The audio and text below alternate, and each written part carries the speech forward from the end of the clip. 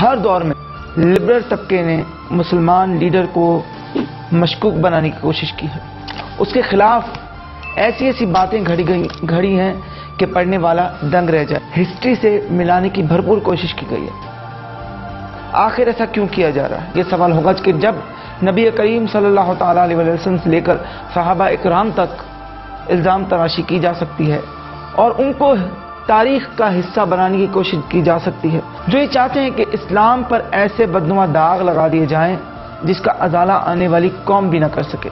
اور جب لیڈر کی ہسٹری کو آپ سبوتاژ کر دیں، اس میں شک و شبہات پیدا کر دیں، تو قوم بلڈ اپ نہیں ہوتی. راجہ دہر کو ہیرو بنا کر پیش کیا جاتا ہے.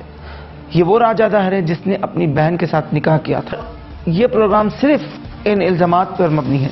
اور نبی کریم صلی اللہ علیہ وسلم نے 5 جنوں کا وفد بھیجا تھا سندھ میں اسلام کی دعوت کے لیے. سادات اکرام کا کوئی بھی فرد کوئی گمنام ہستی نہ تھا. ان میں ایک ایسا خبیث شخص جسے مرزا انجینئر کہا جاتا ہے، جو صرف بند کمرے میں غلط حدیثیں گھڑتا ہے اور غلط طریقے سے واقعات کو بیان کر کے اپنے آپ کو پاپولر کرنے کی کوشش کرتا ہے. سندھ کا واقعہ تقریباً 93 کے بیچ میں پیش آیا.